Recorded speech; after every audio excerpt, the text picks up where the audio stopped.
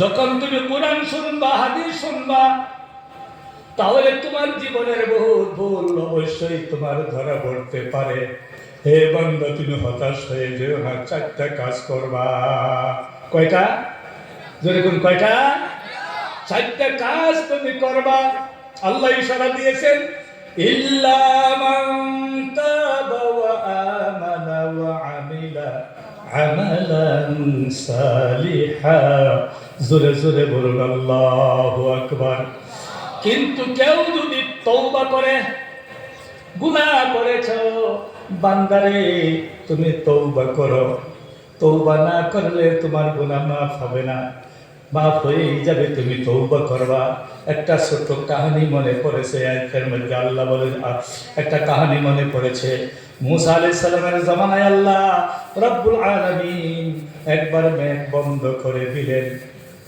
3টি বছর যাবত মেঘ হয় না।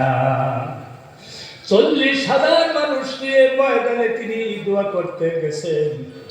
1 সপ্তাহ দোয়া করলেন, কিন্তু আল্লাহ রাব্বুল আলামিন মুসা আলাইহিস সালামের দোয়া কবুল করে মেঘ দিলেন না। মুসা লজ্জিত হইলেন, তিনি তো কালিমুল্লাহ ছিলেন। রাত্রবেলায় তিনি আল্লাহর কাছে ডাইরেক্ট কালাম করা শুরু করে দিলেন। সুবহানাল্লাহ। হে আল্লাহ, 40,000 ভক্ত নিয়ে তোমার দরবারে আমি দোয়া করেছি। আল্লাহ, তুমি যে আমার দোয়া কবুল করো না, আমার কি লজ্জিত হয় না? লজ্জা হয় না? আমি কি লজ্জিত হই না? আল্লাহ বলেন, মুসা রে, তুমি 40,000 মানুষ নিয়ে তুমি দোয়া করেছ। 39,999 জন মানুষ আল্লাহর ভক্ত, নবী ভক্ত, মুত্তাকি, পরহেজগার, একজন হচ্ছে গুনাহগার। কয়জন? যদি বলেন কয়জন? আমরা মধ্যে একজন নাকি? আমরা একজন? হ্যাঁ। আরে 40,000 মানুষের মধ্যে 39,999 জন মানুষ খুদার ভক্ত, নবী ভক্ত, মুত্তাকি, পরহেজগার, একজন গুনাহগার। এই গুনাহগারকে যার উপরে রাগ করে আমি মেঘটা বন্ধ করেছি, এই মাহফিল থেকে উঠাইয়া দূরে না সরানি পর্যন্ত আমি আল্লাহ তোমার দোয়া কবুল করে কখনো মেঘ দিব না। নাউজুবিল্লাহ কোন। আল্লাহ, এই মানুষটা আমারে সিনাইয়া দাও। দেখুন আল্লাহ কি করে। হে মুসা, গুনাহগারকে তোমার কাছে পরিচয় করে দেওয়া আমি আল্লাহর শান হতে পারে না। সুবহানাল্লাহ কোন। গুনাহগারকে তোমার সিনাইয়া দেব, এটা আমি আল্লাহর শান না। আল্লাহ, এখন আমি করবোটা কি? বলে, তুমি যখন মাহফিল সাজাইবা, দোয়া করার সময় 3 বার এলান করবা। আমার তরফ থেকে তুমি 3 বার এলান করবা, এই 40,000 মানুষ নিয়ে আমি দোয়া করতে এসেছি। 40,000 মানুষের মধ্যে 39,999 জন মানুষ আল্লাহর ভক্ত, খুদার ভক্ত এবং মুত্তাকি, পরহেজগার, আল্লাহর মায়ার বান্দা, একজন গুনাহগার। একে আসো গুনাহগার, এই মাহফিল থেকে তুমি দূরে সরে যাও। তুমি মাহফিল থেকে দূরে সরে না যাওয়া পর্যন্ত আল্লাহ রাব্বুল আলামিন মেঘ দিবে না। তোমার উপরে রাগ করে মেঘ বন্ধ করা হচ্ছে। আর যদি মেঘ না হয়, তোমার শরীরের তামাম এই আত্রাব ধ্বংস হয়ে যাবে। আল্লাহর কাহারি জব্বারি গজবের মধ্যে পড়ে ধ্বংস হয়ে যাবে। কে আছো গুনাহগার, এখান থেকে সরে যাও। এই 39,999 জন মানুষ জল জল নয়নে তাকিয়ে আছে, দেখি কোন মানুষটা উঠে। আচ্ছা কোন দেখি, যে ব্যক্তি গুনাহ করেছে সেই ব্যক্তি কি বুঝে নাই? বুঝছে না? আল্লাহ যদি কইছে যে 39,999 জন মানুষের মধ্যে একজন গুনাহগার, এই মানুষটা তো আমি, বুঝে না? এখন যদি হে দাঁড়ায় নবী সহ এই 40,000 মানুষ, 39,999 জন মানুষ তাকে চিনে ফেলবে, এ গুনাহগার। আহারে, জায়গায় ধরা পড়ে গেছে, আর উঠে না গেলে আল্লাহ পাক তার দোয়াও কবুল হবে না, মেঘ হবে না। আল্লাহ তো বলেই দিচ্ছে, রে না উঠানি পর্যন্ত আমি মেঘ দিব না, তোমার দোয়াও আমি আল্লাহ কবুল করব না। এই মানুষটা ধরা পড়ে গেছে, আল্লাহ এখন যদি আমি উঠে দাঁড়াই, ইত্তানাম মানুষ আমাকে চিনে ফেলবে, আমি গুনাহগার। নবীও চিনে ফেলবে, আমি গুনাহগার। আমার মতো গুনাহগার, আমার মতো দোষী কেউ হতে পারে না গো খোদা। আমাকে এরা দেশ থেকে তাড়িয়ে দিবে, ঘৃণার পাত্র হলো, সব মানুষ আমাকে ঘৃণা করবে। হে আল্লাহ, আজকে জায়গায় ধরা পড়ে গেছি। আল্লাহর আকাশের দিকে চাইয়া চোখের পানি ছেড়ে দিয়ে বলে, আল্লাহ, হে আল্লাহ, তুমি আমাকে সৃষ্টি করেছো, আমাকে মানুষ বানাইছো, না বুঝে আমি গুনাহের কাজ করে ফেলেছি। আল্লাহ, আজকে যদি তুমি আমাকে মাফ করে দাও, আমি তওবা করলাম, জীবনে কোনোদিন আমি আর গুনাহের কাজ করিব না।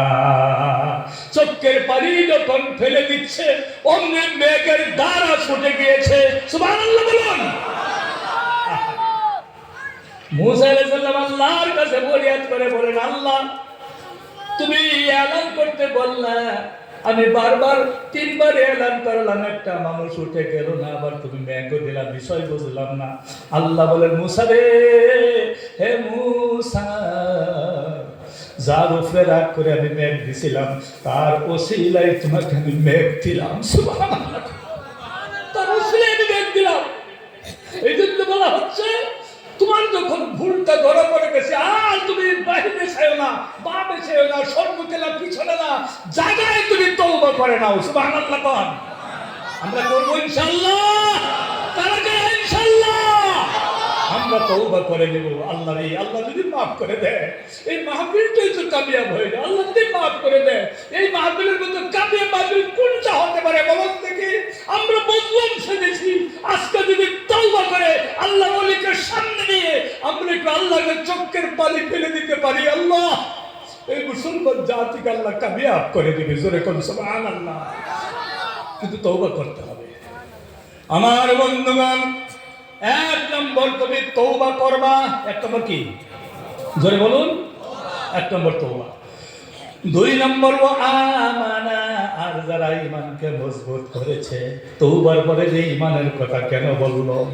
ওলামা হযরতরা জিজ্ঞাসা করে, দেখুন, আগে ঈমান, তারপরে তওবা, কিন্তু তওবার পরে দিয়ে আল্লাহ পাক ঈমানের কথা কেন বলছেন? তার মানে হলো, ঈমান তোমার যত মজবুত হবে, তওবা তত বেশি দিন লাস্টিং করবে। সুবহানাল্লাহ কোন। আপনি গুনাহ করার সময় তওবা করলে নিষ্পাপ হয়ে যাবেন।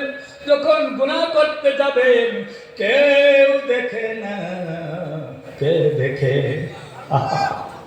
কে দেখে? অন্ধকার রাত্রে, পিপিলিকাগুলি, আন্ধার রাত্রে নীরবে ছোট্ট ছোট্ট পিপিলিকাগুলি হেঁটে যায়, তার পায়ের শব্দ শুনে দেখে তিনি কে? আল্লাহ। তাহলে আপনি গুনাহ করবে, দেখবেন আল্লাহ। এই ঈমান যদি তোমার মজবুত থাকে, কেউ জানে না, কে জানে? কেউ বুঝে না, কে বুঝে? কেউ করতে পারে না, কে পারে? কেউ দেখে না, কে দেখতেছে? জোরে বলুন, কে দেখে? তাহলে এইটা যদি তোমার অন্তরের মধ্যে থাকে, তওবা কোনোদিন নষ্ট হবে না, লাস্টিং হবে। বহুত দিন তুমি তওবা করে থাকতে পারবা। তুমি তওবা নিয়ে কবরে যেতে পারবা। তুমি কাল কিয়ামতের দিন নাজাতের জরিয়া হয়ে যাবে। যেরকম সুবহানাল্লাহ। এই জন্য তওবার পরে দিয়ে আল্লাহ পাক ঈমানের কথা বলেছেন। ঈমানের পরে দিয়ে শুধু ঈমান এনে তওবা করে বসে থাকলে চলবে না। ওয়া আমিলা, তোমার আমল করতে হবে প্রত্যেকটি হুকুমের উপরে, ফরজ, ওয়াজিব, সুন্নাত, নফল, মুস্তাহাব, যতগুলি আমলের কথা তোমার সামনে বলা হয়, আজকে কোরআনের কথা বলা হচ্ছে। কোরআন তুমি নিজে পড়বার চেষ্টা করবা। যদি না পারো, কমপক্ষে তোমার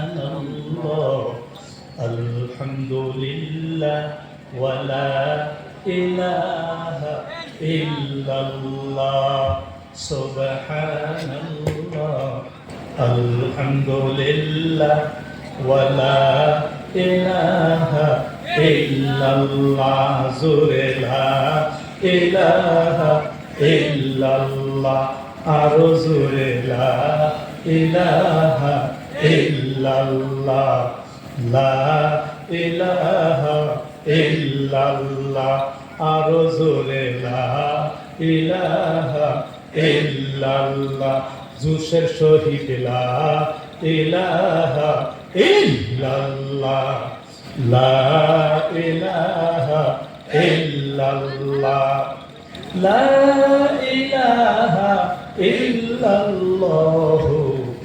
মুহাম্মাদুর রাসূলুল্লাহ। আমার বন্ধুগণ, 2 নম্বর হলো তুমি ঈমানকে মজবুত করবা। 3 নম্বর হলো তওবা করে ঈমান এনে শুধু বসে থাকলে তোমার চলবে না। আরেকটা কাজ তুমি করবা, আল্লাহর প্রত্যেকটা হুকুমের উপর তুমি আমল করবা। জোরে কোন সুবহানাল্লাহ। শুধু আমল করলেই হবে না, এই জায়গার মধ্যে বসে তোমার আমলটা সহি করে দেব। আমিলা আমালান সালিহা, পরিশুদ্ধ আমলের কথা আল্লাহ বলেছেন। তোমার জাহিরি তোমার বাতিনি সব পরিশুদ্ধ আমল তোমার করতে হবে। যত আমল তুমি দুনিয়ার বুকে করো, প্রত্যেকটা আমল তুমি আলিমের কাছে যাচাই করে করে করবা। উপযুক্ত আলিমের কাছে যাচাই করবা, হুজুর আমার নামাজটা শুদ্ধ হচ্ছে কিনা, আমার কেরাতটা শুদ্ধ হচ্ছে কিনা, আমার তেলাওয়াতটা শুদ্ধ হচ্ছে কিনা। একমাত্র আল্লাহকে খুশি করার জন্য তুমি কামটা করবা।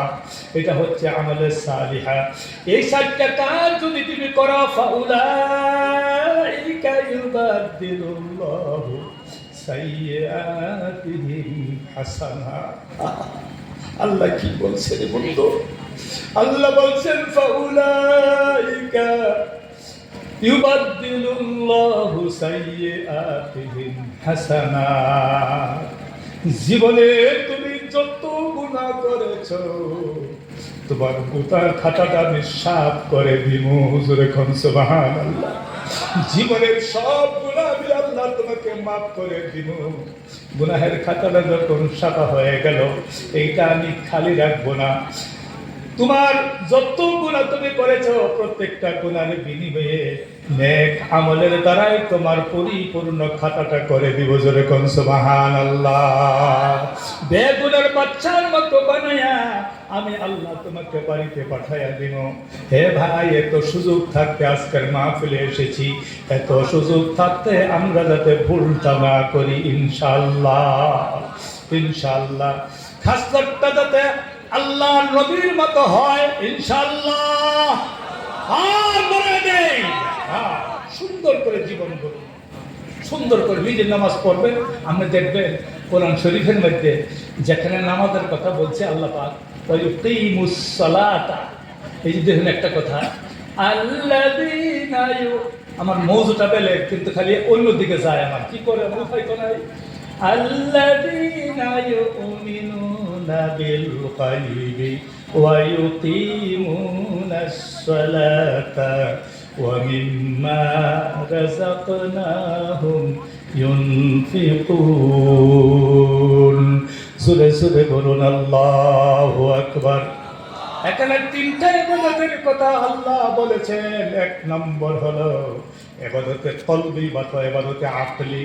এই 2টা এক লগে, ইবাদতে কলবি, ইবাদতে আকলি। আরেকটা হলো ইবাদতে বদনি, আরেকটা হলো ইবাদতে মালি। 3টা ইবাদত তোমার শুদ্ধ হতে হবে। এই 3টা ইবাদত যদি তোমার সত্যিকার শুদ্ধ হয়ে যায়, তোমার মানব জনম সুফল হয়ে যাবে। জোরে জোরে কোন সুবহানাল্লাহ। আরো জোরে বলুন সুবহানাল্লাহ। আল্লাযীনা ইউমিনুনা বিল গায়বি, ইবাদতে আকলি, ইবাদতে কলবি। কলবের দ্বারাই বুঝবা, তোমার জ্ঞানের দ্বারাই তুমি সুচিন্তা করবা। এই 2টা কাম করে তুমি আল্লাহকে না দেখে বিশ্বাস করবা। ইবাদতে আকলি, এই আল্লাহকে তালাশ করতে গেলে বেশি দূরে তোমার যেতে হবে না। আল্লাযীনা ইউমিনুনা বিল গায়বি তালাশ করতে গেলে তোমার বেশি দূরে যেতে হবে না। তোমার শরীরের মাথা থেকে পা পর্যন্ত তুমি প্রত্যেকটা অঙ্গ প্রত্যঙ্গ তুমি চিন্তা করো, ফিকির করো, এখানে তুমি আল্লাহকে পেয়ে যাওয়া। সুবহানাল্লাহ, সুবহানাল্লাহ। এই একটা চুল যদি উদাহরণ দিলে বুঝবেন, একটা চুল যদি আমি ছিঁড়ে আপনারা দেই নিবেন, যেরকম নিবেন, কেউ নিবেন? যদি কই বলে 1 টাকা মাত্র দিতে হবে, নিবেন? বলে 1 টাকাও লাগবে, এমনি দিয়ে দিলাম, পকেটে ভরে বাড়িতে নিয়ে যান। একটা চুল দুনিয়ার কোনো মানুষ গ্রহণ করবে না, সত্যি না মিথ্যা জোরে কোন, তার মানে সে মূল্যহীন। আসা না? খুব ভালো করে বুঝেন, ভালো করে বুঝেন। এবাদতে আকলি কেন বলছি আমি, এটা এবাদতে আকলি, আপনি ভালো করে বুঝেন। এই মূল্য নাই যার, আপনার কাছে কোনো ভ্যালু নাই, কোনো মানুষ এই চুলের ভ্যালু দিবে না।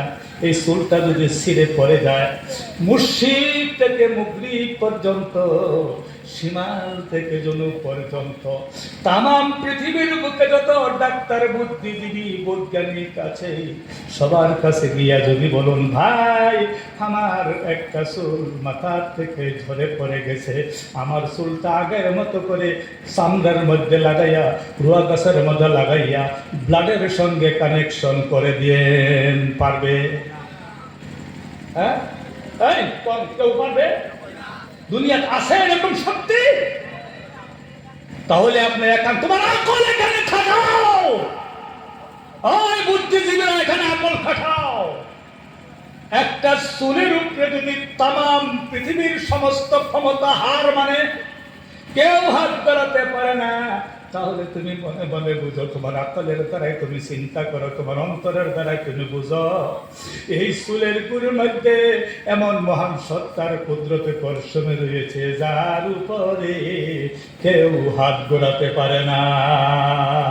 এইটা তুমি বুঝো, এবং সঙ্গে সঙ্গে তুমি পড়ে নাও, লা ইলাহা ইল্লাল্লাহু মুহাম্মাদুর রাসূলুল্লাহ। এরকম হাজারো উদাহরণ আছে। এটা ইবাদতে আকলি, ইবাদতে কলবি, তোমার অন্তরের দ্বারাই বুঝবা, তোমার মাথার দ্বারাই চিন্তা দ্বারা করে তুমি আমল করবা। আর এখানে তুমি ঈমান আনবা, লা ইলাহা ইল্লাল্লাহ। এখানে তুমি বুঝতে হবে দুইটা বস্তু কয়টা, জোরে কোন কয়টা? ভালো করে শুনতেছেন আমার কথা? বুঝতেছেন? অসুবিধা হচ্ছে না তো? দুইটা কথা চিন্তা করবা তুমি। তুমি যখন ঈমান আনবা, তোমার ঈমানটাকে মজবুত করার জন্য দুইটা তোমার চিন্তা করতে হবে। কয়টা? জোরে বলুন, কয়টা? আজকে শিখে নিন। লা ইলাহা ইল্লাল্লাহ। আল্লাহ বলেছেন, হে নবী, আমি তোমাকে সঙ্গে নিয়ে এমন একটা কালাম বানাবো, যে কালামের মতো ওজন তামাম সৃষ্টি হবে না। এক পাল্লায় যদি সেই কলমাটা তুমি রাখো, আরেক পাল্লায় যদি তুমি তামাম পৃথিবী রাখো, আমার কলমার ওজন বেশি হবে। তবে তুমি বুঝতে হবে, কি বুঝতে হবে? এই কথাগুলি না বুঝলে ভাই মানব জনম বিফল হয়ে যাবে। লা ইলাহা ইল্লাল্লাহ তিনাকে কেউ দেখাইতে পারবে না। পারবে?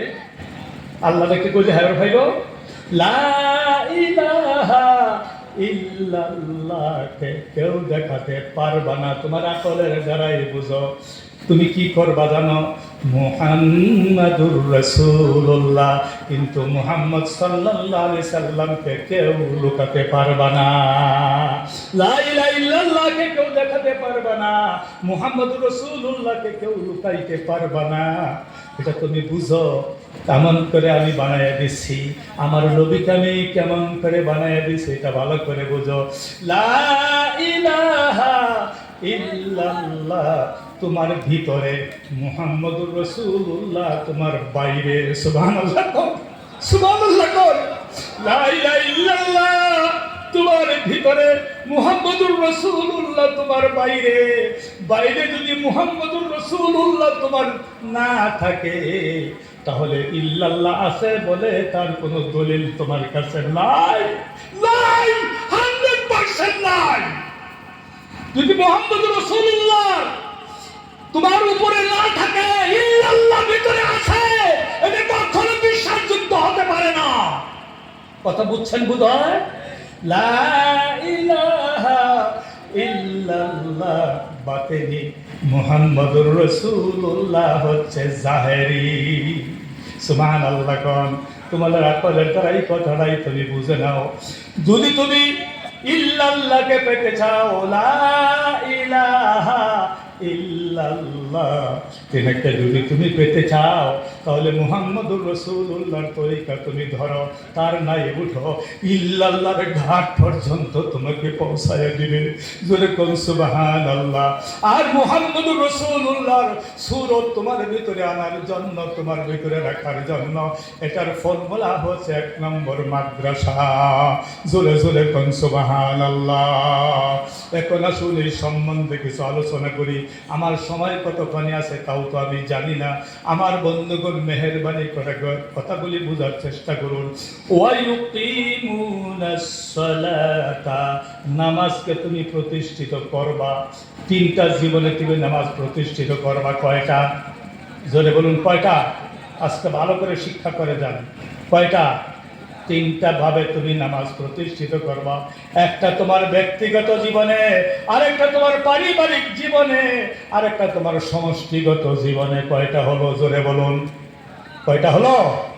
একটা তোমার, মনে রাখেন, 1 নম্বর তোমার ব্যক্তিগত জীবনে, 2 নম্বর তোমার পারিবারিক জীবনে, 3 নম্বর তোমার সমষ্টিগত জীবনে তুমি নামাজকে প্রতিষ্ঠিত করবা। জোরে কোন সুবহানাল্লাহ। আমরা করব ইনশাআল্লাহ।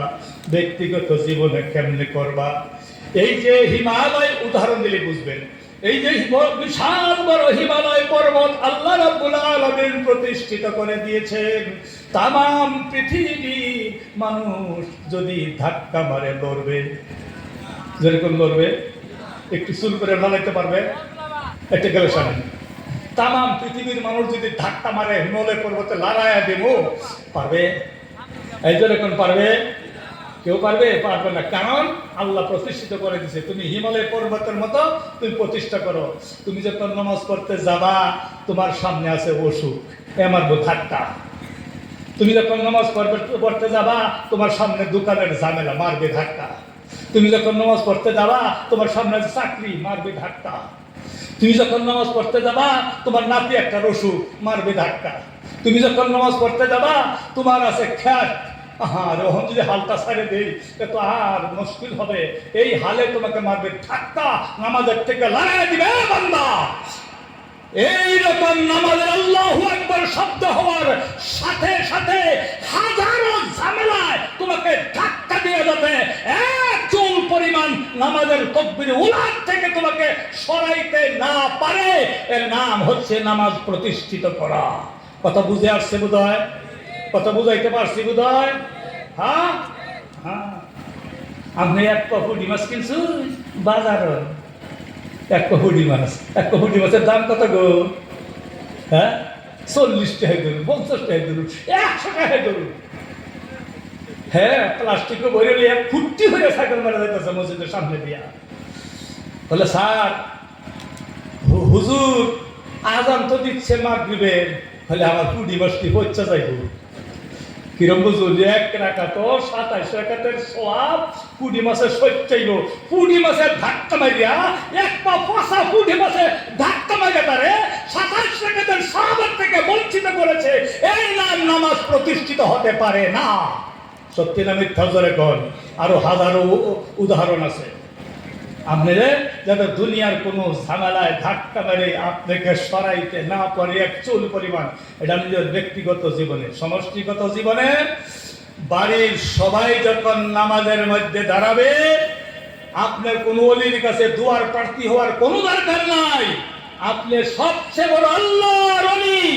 যদি আপনার বাড়ির মধ্যে সবাইকে ফজরের আযানের পরে দিয়া সবাইকে নিয়ে নামাজে দণ্ডায়মান হতে পারেন, আপনার ছেলে, আপনার মেয়ে, আপনার পুত্রবধূ, পুত্রবধূ, আপনার স্ত্রী, আপনার ভাই, আপনার দাদার সবাইকে নিয়ে আমার নামাজে দাঁড়াইতে পারেন, আল্লাহর কসম আপনি সবচেয়ে বড় আল্লাহর ওলি। সুবহানাল্লাহ।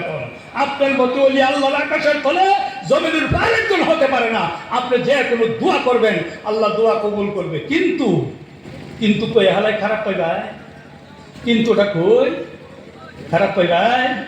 উচিত কথা কয়েকটা কয়ে যায় আমার ডাহুই না ডাহুই আর অন্ত কষ্ট বলছিল আমার ডাহি না তাহলে এটা বুড়ো হয়েছে ওয়াজ করতে পারে না আসলে বড় হয় না অন্তত হালকা হয়েছি না বুড়ো হয়েছি না হ্যাঁ তো ও কয়েকটা উচিত কথা কই দেয় সুযোগ পাইছি কয়ে যায় একটা আপনি হাজি সাহেব গাজী সাহেব মৌলানা সাহেব মুহাদ্দিস সাহেব আমনে বক্তা সাহেব আহাব সাহেব বুলবুলি সাহেব যত কিছু টুলটুলি হন না কেন মাথায় পাগড়ি শরীরে 16 হাত নাম্বার জুব্বা হাতের মধ্যে তসবি ফজরের মধ্যে আগাম দিছে তসবি লাইরা তসবি জপতে পাগড়ি লড়াইয়া আর জুব্বা হেলায়া মসজিদে গিয়া সবার আগে হাজির আপনি সামনের কাতারে খাড়াইছেন ইমামের পিছনের কাতারে খাড়াইছেন নামাজটা একবারে তকবিরে উলার সহিত ঠিকঠাক মতো আদায় করছেন এরপরে সবাই গেছে আপনি আসেন না আপনি ছয় তসবি আদায় করলেন এরপরে এরশাদ করলেন এরপরে শ্বাস করে বেলা 7টার সময় বাড়ির আয়া দেহে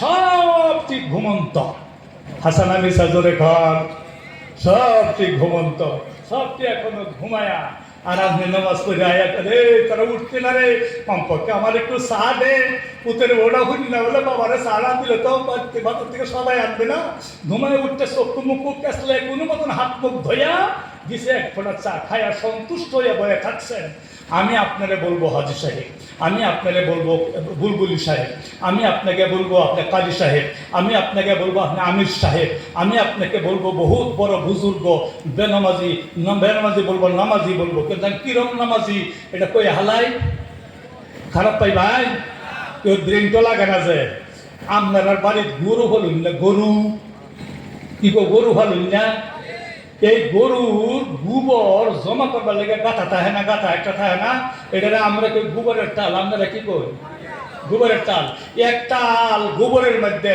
একটা আতরের শিশি রাখতে থইলে এটা গোবর আতর হইব না আতর গোবর হইব আপনারা করি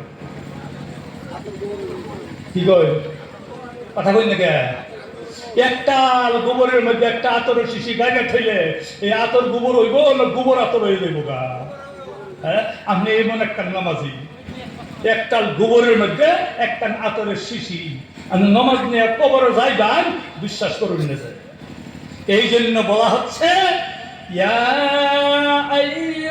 আইয়ুহাল্লাযীনা আমানু কু আনফুসাকুম ওয়া আহলিকুম নারা জোরে জোরে বলুন সুবহানাল্লাহ হে আমার ইমানদার বান্দারা দুইটা কাজ তুমি করবা ইমানদারের কাজ কয়টা জোরে বলুন কয়টা ইমানদারের কাজ কয়টা এই কথা কোন ইমানদারের কাজ কয়টা আল্লাহর কোরআন না বুঝা পর্যন্ত আপনার আমল করার যোগ্যতা অর্জন হবে না ইমানদারের কাজ কয়টা ইমানদারের কাম হলো দুইটা আল্লাহ বলেছেন তুমি নিজে জাহান্নামের আগুন থেকে তুমি বাঁচবা তোমার আহালকে জাহান্নামের আগুন থেকে বাঁচাইবা বাঁচবার জন্য মক্কা তুমি গেলেন সাল চিল্লা গেলেন 3 চিল্লা 4 চিল্লা গেলেন বাঁচাইবার জন্য যদি মসজিদ তুমি আনতে না পারেন তাহলে কোরআন শরীফের 1 পৃষ্ঠা মানবেন 1 পৃষ্ঠা মানবেন না এর নাম ইমানদার হতে পারে কি আপনারাই বিবেচনা করুন এর নাম ইমানদার হ্যাঁ কোরআন শরীফের 1 পৃষ্ঠা মানবেন 1 পৃষ্ঠা মানবেন না দিলে ভালো হয় আর ওই গোসল বইলে সময় বোধ আমার বেশি নাই তবে আমি আশাভাবে একটা কথা কইতেছি জলদি যাতে আমি জরুরি কথাগুলি কয়ে শেষ করতে পারি চেষ্টা করতে পারবো না তাহলে এটার নাম ইমানদার কমতে দেখি তাহলে আল্লাহ দিন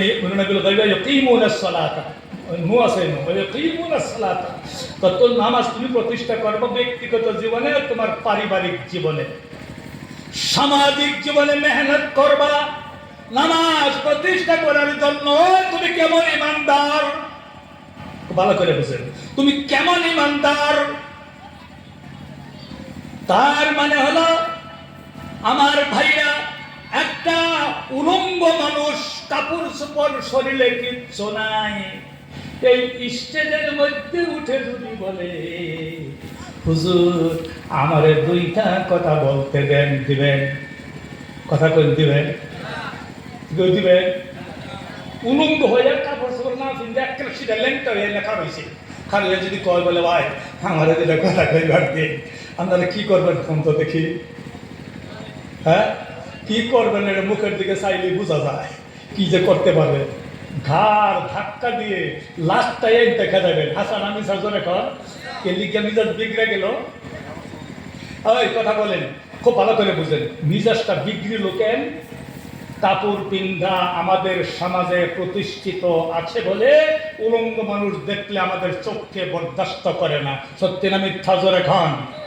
ছোট্ট একটা ছেলের পিন্ধনে যদি কাপড় না থাকে আর আপনার চোখকে বরদাস্ত করে, এই এটার হাফ প্যান্ট পিন্ধায় দেয়, এটার একটা কাপড় পিন্ধায় দেয়, চোখকে বরদাস্ত হয় না। আর যদি আধা মানুষ কোন মতন কাপড় পিন্ধে আর আধা মানুষের কাপড় পিন্ধে না, এরকম যদি আদি যুগের থেকে চলে আসতো আমাদের মধ্যে, তাহলে কোন দেখি উলঙ্গ মানুষ দেখলে মিজাজ বিগৃত। উলঙ্গ মানুষ দেখার সাথে সাথে শুরুর থেকে বড় সকলের মিজাজ বিগড়ে যায়। ঠিক তোমাদের সমাজে যদি নামাজ প্রতিষ্ঠিত হতো তাহলে অবশ্যই তোমার মিজাজ বিগড়ে যেত। বেনামাজি দেখলে, একটা উলঙ্গ মানুষ দেখলে তোমার মিজাজ যেমন বিগড়ে যায়। কাপড় পিন্ধা প্রতিষ্ঠিত আছে বলে সকলের পিন্ধনে কাপড় আছে, এই জন্য উলঙ্গ মানুষ দেখলে মানুষের মিজাজ এটা বরদাস্ত করে না, চোখে বরদাস্ত করে না। ঠিক তোমার বাড়ির নিকটে তোমার বস্তির মধ্যে তোমার সঙ্গে বেনামাজি চলতেছে, অথচ তুমি দেখতেছো, তাহলে বোঝা গেল তোমার মধ্যেও নামাজ প্রতিষ্ঠিত হয় না। যদি হইতো তাহলে একে বেনামাজিকে দেখলে উলঙ্গ মানুষের মতো তোমার মিজাজটা বিগড়ে যেত। হাসানা নিসাজরে গান। আর আল্লাহ কি কইছে দেখুন, ওয়ালাকাদ যারানা লিজাহান্নামা কাসীরাম মিনাল জিন্নি ওয়াল ইনস। নিশ্চয় আমার সৃষ্টি করা জিন আর ইনসান। এ ভাই, কুরআন শরীফটা ভালো করে বোঝার জন্য চেষ্টা করুন। আল্লাহ বলছেন নিশ্চয় আমার সৃষ্টি করা জিন আর ইনসান অধিকাংশ, বেশি অংশ জাহান্নামে কাসীরা, বেশি বেশি জাহান্নামে যাবে। কি বলছে? জাহান্নামে কম না বেশি? জোরে বলুন, জাহান্নামে কম না বেশি? কে বলছে? ওই জোরে বলুন, কে বলছে? আপনাদের মসজিদের মধ্যে আযান কয়বার দেন? জোরে কান। 5 বার।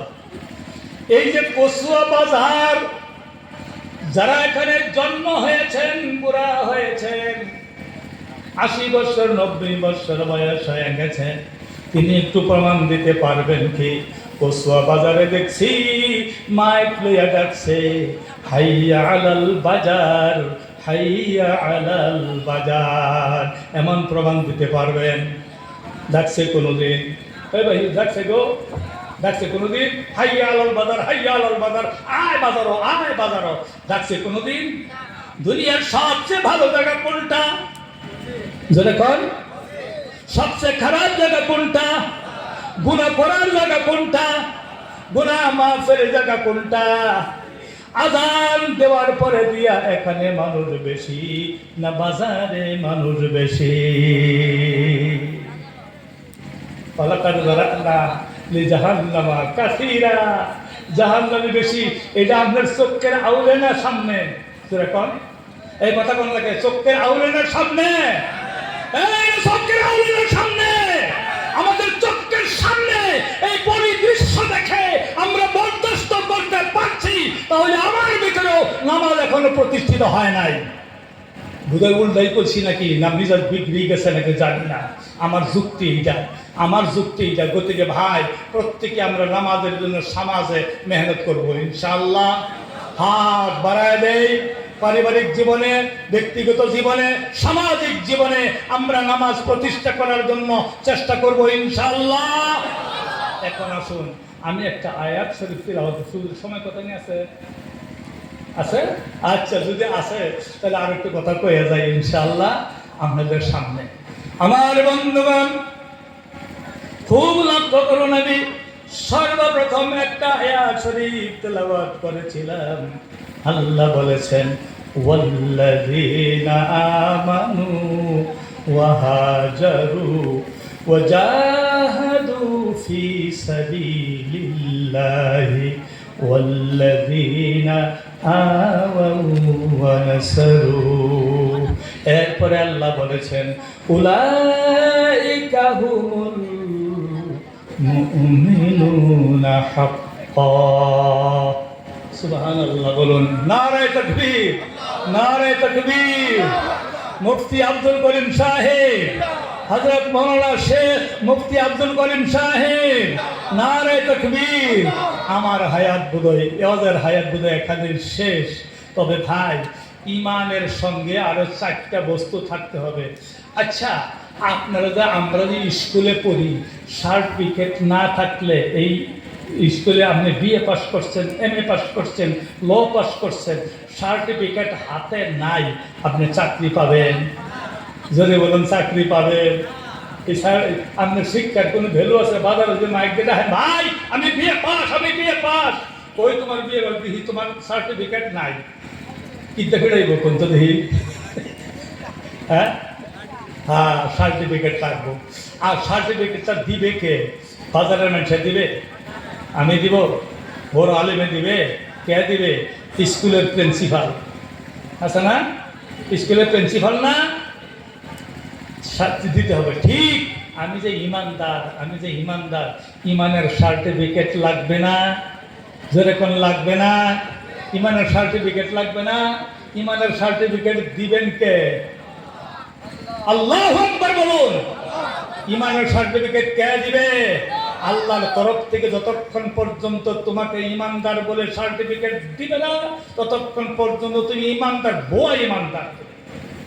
আর যদি সার্টিফিকেট পাইতে চাও, ইমানের সঙ্গে আরো 4টে বস্তু তোমার থাকতে হবে। কয়টা? জোরে বলুন, কয়টা? ওয়াল্লাযীনা আমানু, যারা ইমানদার, লগে তোমার হিজরত থাকতে হবে। ওয়া হাজারু, হিজরত থাকতে হবে। ওয়া জাহাদু ফি সাবিলিল্লাহ, আল্লাহর রাস্তায় জিহাদ করেনেওয়ালা হতে হবে। জিহাদের শব্দ শুনলে মাতার শরীরের মধ্যে হাতজনি উঠতে পারে, অ্যালার্জি সৃষ্টি। জিহাদ, হায়, জিহাদের অর্থ যুদ্ধ না, জিহাদের অর্থ তলোয়ার নিয়ে মারামারি না। ওলামারা এখানে আসে, জিজ্ঞাসা করে দেখুন, জিহাদের মূল অর্থ আরবি শব্দ হচ্ছে হারবুন, হা রা বা, এটা হচ্ছে জিহাদ, এটা হচ্ছে মারামারি, কাটাকাটি, সংগ্রাম। আসলে জেহাদের অর্থ এইটা না যে মারামারি করা। জেহাদের অর্থ হলো নিজেকে নিজের সাধ্য সাধনা করে মসজিদে মঞ্জিল পর্যন্ত পৌঁছানো, মূল জেহাদ। আমরা কন্দিহি একটা ছাত্র, আমরা সারা রাত ঘুমাইতেছুন, আর একটা ছাত্র মেট্রিক পাস করার লেগে, ফার্স্ট ডিভিশন নম্বর লেভেল লেগিয়া, লেটার মার্ক নেবার লেগিয়া রাতের 10টা 11টা 12টা 1টা পর্যন্ত বনর করতেই আছে। এই জেহাদ যদি, এই প্রসেসটা যদি না করে, ফার্স্ট ডিভিশন পাবে? যেরকম পাবে, তাহলে হেল জেহাদ করতেছে। সুবহানাল্লাহ বলেন না? একটা এমএলএ সাক্কা খেত দিয়া তার গাড়ি তো না দৌড়াইলে, বলুন দেখি এমএলএ হতে পারবে নাকি? লক্ষ লক্ষ কোটি টাকা খেটায়া চেষ্টা করে দিন রাত। যে ব্যক্তি মাটি কাটা কামলা, তার পাও ধরতে হবে। এত বড় জেহাদ করে সে হচ্ছে এমএলএ। হাসান আমি সাজরে কন, খালি আমরা দোষ, তোমরা সকলে জেহাদ করে দুনিয়ার মধ্যে জিন্দা আছো। এই যে ছাত্ররা, এই যে আলিম ওলামারা, আজকে এই যে মাওলানা মতিউর রহমান সাহেব যে ব্রেইন আল্লাহ দিয়েছিলেন, যদি ইলম হাসিল না করে যদি বিয়ে লাইনে পড়তেন, দুনিয়াবি লাইনে পড়তেন, তাহলে কোন দেখি একজন বিএ পাস, এমএ পাস, ল পাস, তিনিও তো হতে পারতেন, হাজার হাজার টাকার মালিক হতে পারতেন। সব কিছু ছেড়ে দিয়ে 10 টাকার জন্য আপনার পিছনে পিছনে ঘুরতে হয়। আরে 10 টাকার জন্য পিছনে ঘুরতে হয়। কত বড় একজন আলিম, title pass, BA pass, MA pass, একজন আলিম। আজকে যদি ইসলামিক রাষ্ট্র হতো, তাহলে আমির শরীয়ত সাহেব, এই যে বড় বড় আলিম ওলামাগণ, মুফতি আব্দুল করিম সাহেব, ইসলামিক রাষ্ট্র যদি হতো, এক একজন ম্যাজিস্ট্রেট হতে পারতেন। দক্ষিণা মিথ্যা ধরে কোন সব কিছু জলাঞ্জলি দিয়ে ত্যাগ করে আল্লাহর রাস্তায় মেহনত করে 10 টাকার জন্য আপনার পিছনে পিছনে দৌড়ে বারবার তাকজা করে কোন দিকে, এর থেকে বড় জাহাজ পৃথিবীর বুকে আরো কিছু হতে পারে কি? ছাত্রগুলি দেখবেন মাদ্রাসায়, আপনি যে নরম বিস্তর মধ্যে শুয়ে ঘুমাইছেন, আহা, নরম বিস্তর মধ্যে শুয়ে ঘুমাইছেন, সারা রাত ঘুমাচ্ছেন, ছাত্ররা একটু ইলিম পাওয়ার জন্য চাতক পাখির মতো এখানে চেয়ে আছে, আর মাদ্রাসার ফ্লোরের মধ্যে পড়ে ফালা ফালা ফালু ফালু ফালা তো ফালনা জপতে জপতে রাত্রের 10টা হয়ে গেছে। আরে কতগুলি ছাত্র কোরআন শরীফ পড়তে পড়তে কোরআনের মধ্যে ঘুমায় ভরে। এই যে সারা রাত্র তারা জেহাদ করে, এইদিকে শিক্ষকের হাতে দেয়, এইদিকে মা বাবার টাকা যা, এইদিকে মাদ্রাসার টাকা যা, ফুলের মধ্যে বসিয়া ছাতক পাখির মতো আল্লাহর দিকে লক্ষ্য করে বলে, আরে কোনদিন আমি আলিম হতে পারবো। এই যে জেহাদ তারা করে, এইটা হচ্ছে প্রকৃত জেহাদ। যদি বলুন সুবহানাল্লাহ। মার উঠছে, বাবা ছেড়ে, মা ছেড়ে আল্লাহর নবী হিজরত করেছিলেন। বাবা বাড়ি ছেড়েছিলেন, ঘর ছেড়েছিলেন, দেশ ছেড়েছিলেন, মাতৃভূমি ছেড়ে দিয়ে কাঁদিয়ে কাঁদিয়ে চোখের পানি মুছে মুছে তিনি মদিনা শরীফের দিকে রওনা হয়েছিলেন। আর এই খুশি খুশি বাচ্চারা যখন মাদ্রাসায় আসে, এরা দেখবেন মার মুখের দিকে চেয়ে চেয়ে তারা কান্দে, বাবার মুখের দিকে চেয়ে চেয়ে তারা কান্দে। আর এবার মার উড়ো থাকা সন্তান, বাবার কোলে থাকা সন্তান আজকে কাঁদিয়া কাঁদিয়া একটু ইলিম পাওয়ার জন্য তারা মাদ্রাসায় আসে। এরা প্রকৃত হিজরত করেছে, এরা প্রকৃত জেহাদ করিতেছে। তোমরা 2টা কাজ করবা, এই 4টা কাজের দ্বারা ইসলাম পৃথিবীর বুকে জিন্দা থাকবে। 1 নম্বর, ও ইমানদারেরা, জেহাদ তোমরা করবা, হিজরত তোমরা করবা, আল্লাহ রাস্তায় জেহাদ করবা। আর যারা তোমাদের সামনে আল্লাহর ইলম পাওয়ার জন্য এবং আল্লাহকে পাওয়ার জন্য যারা জেহাদ করিতেছে, যারা নাকি হিজরত করেছে, তোমরা 2টা কাজ করবা। ওয়াল্লাযীনা আওয়াউ ওয়া নাসারু, তাদেরকে তোমরা আশ্রয় দিবা, যারা আশ্রয় দেয়, যারা নাকি সাহায্য করে। 2টা কাম। 7 ধরনের মানুষ, ওরা সত্যিকার আল্লাহ বলছেন উলাইকা হুমুল মুমিনুনা হাক্কা। এরপরে তোমাকে ইমানের সার্টিফিকেট দেওয়া হলো, সত্যিকার তুমি ইমানদার। যেরকম সুবহানাল্লাহ, আরো জোরে বলুন সুবহানাল্লাহ। আর তোমার সামনে দিয়া এরা ভাত পাইতো না, এরা কাপড় পাইতো না, মাদ্রাসা পড়ে পড়ে থাকতো, হাই রে হাই কাটতে কাটপা তারালে আভারা করবো, তুমি টাকা পকেটের মধ্যে দিয়া টেনটেনায় ঘুরবা, এগুলো সাহায্য একটু দিতা না, কাল কিয়ামতের দিন ইমানের খাতায় তোমার নামটাও থাকবে না। মনে রাখো, উম্মতের খাতায় তোমার নামটা তালাশ করে নাও পাইতে পারো। আর এদেরকে সাহায্য করবা, উলাইকা আওয়াউ ওয়া নাসারু, এদেরকে আশ্রয় দিবা, সাহায্য করবা। আশ্রয় যারা দেয়, সাহায্য যারা দেয়, যারা এগুলি বরদাস্ত করতে পারবে। আরে ছাত্র এত মেহনত করতেছে, উলামারা এত মেহনত করতেছে, আমরা একটু সাহায্য করি, আশ্রয় দিয়েছে, সাহায্য করেছে, এরা ইমানদার। সুবহানাল্লাহ। এরা কি? এরা কি? উলাইকা হুমুল মুমিনুনা হাক্কা, সত্যিকার এরা সত্যই সত্যই মুমিন। লাহুম মাগফিরা, তাদের জিন্দেগীর সব গুনাহ আমি আল্লাহ মাফ করে দিব।